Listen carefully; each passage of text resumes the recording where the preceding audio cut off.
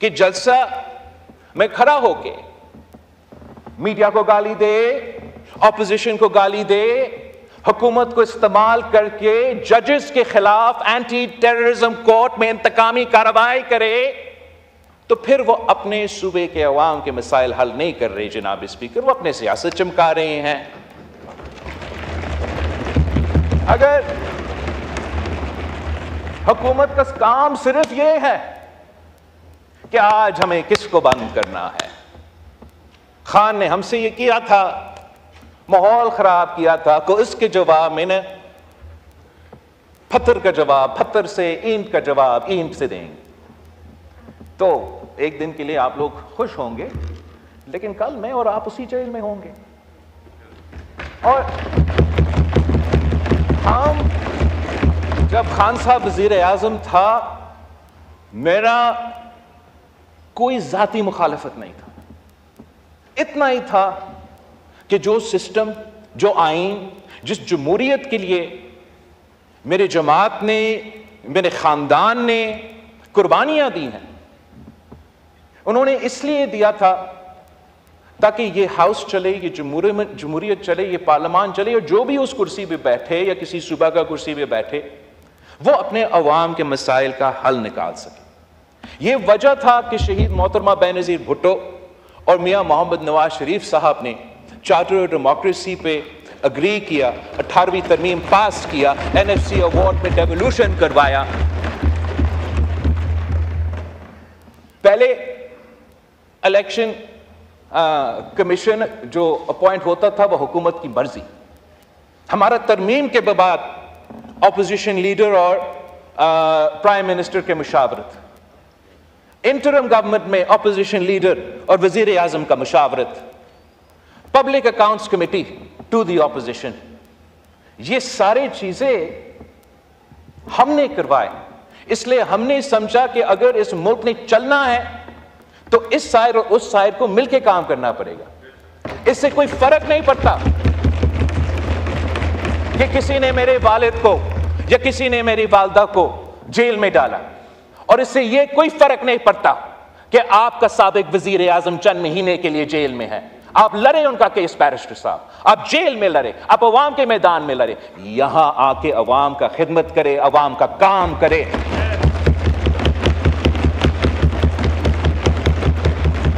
ہزار اختلافات آپ کا ہو سکتا ہے اس کا حکومت کا، یہ سب جانتے ہیں، میں ان کے ساتھ میٹنگز میں بیٹھتا ہوں، ہمارا اختلاف رائے ہوتا ہے، سیاست میں ہوتا ہے۔ ہم سب یہ الیکشن لڑے تو اس پوائنٹ پہ لڑے کہ ملک میں مہنگائی ہے، مہنگائی کا مقابلہ کرنا ہے، عوام کو معاشی انصاف دلوانا ہے، اور جہاں ہم نے سمجھا کہ تنقید ہونا چاہیے ہم نے بھی تنقید کی۔ آپ لوگوں نے تو کوئی موقع ہی نہیں چھوڑا کہ تنقید نہ کرے، لیکن اب وقت آ گیا ہے کہ ہم تھوڑا جائزہ لیں کہ حکومت کا پرفارمنس اس بنیادی ایشو پہ کیا ہے، اور میں وزیر اعظم صاحب، ان کی معاشی ٹیم کا اس پرفارمنس کے بارے میں اس ہاؤس کو اور عوام کو یہ بتانا چاہوں گا کہ آپ کو یاد ہے کہ مہنگائی کی شرح کیا تھا 8 مہینے پہلے؟ آپ کو پتا ہے کہ حکومت نے اپنے لیے بجٹ میں ٹارگٹ کیا رکھا تھا فسکل ایئر کے لیے، مطلب ایک سال میں ٹارگٹ یہ ہے، ان کا اپنا ٹارگٹ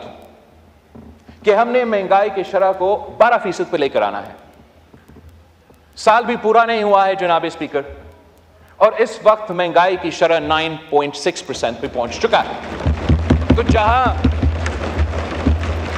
میں حکومت کا معاشی پالیسیز کا تنقید کرتا آ رہا ہوں، جہاں آپ حکومت کے معاشی پالیسیز کا تنقید پہ کرتے آ رہے ہیں،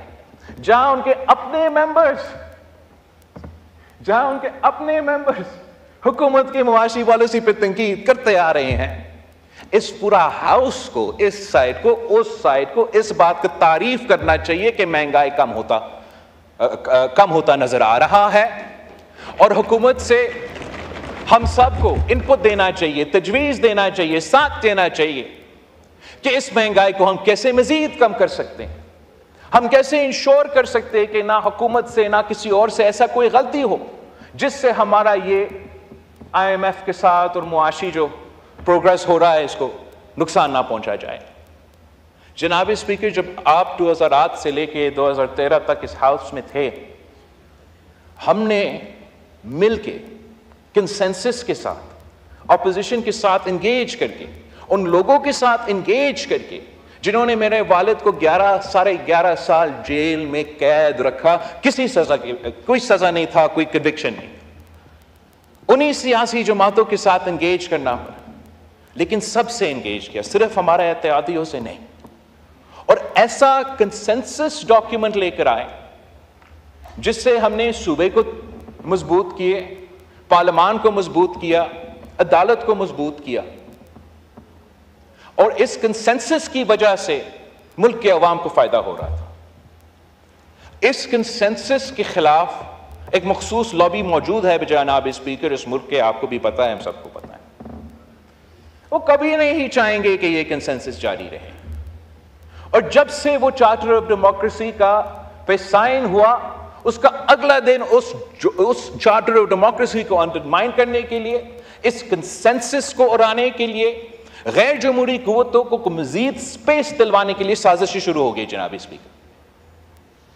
ایک سازش اس صورت میں،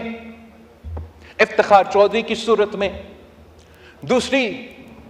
کسی ایک سیاسی جماعت کو خاص طور پہ انٹیلیجنس اداروں کے افسران نے سپورٹ کر کے، بلڈ کر کے ہمارا سیاسی نظام کو اس پوائنٹ پہ پہنچایا ہے جناب اسپیکر کہ جب پہلے ہمارے سیاسی اختلافات ہوتے تھے مگر ہم آپس میں قومی مفاد کے ایشوز میں، عوام کے مفاد کے ایشوز میں، آئین، جمہوریت، پارلیمان کی بالادستی، انصاف دلوانے کے ایشوز پہ ہم آپس میں بات کرتے تھے.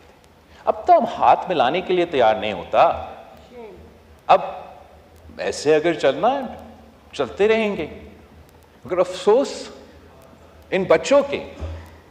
جن کے مستقبل ہمارے ہاتھ میں ہے اور ہم ان کی قسمت کے ساتھ کھیل رہے ہیں. جناب اسپیکر، میں حکومت وقت سے بھی نہیں جناب اسپیکر، میں آپ سے ریکویسٹ کرتا ہوں کہ اس ہاؤس کو پہلے فنکشنل کرے، پھر ہم اس ملک کو فنکشنل کر سکیں.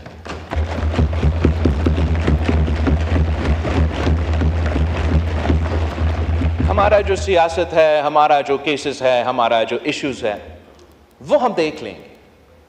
لیکن جب تک یہ ہاؤس فنکشنل نہیں ہوگا یہ ملک فنکشنل نہیں ہوگا.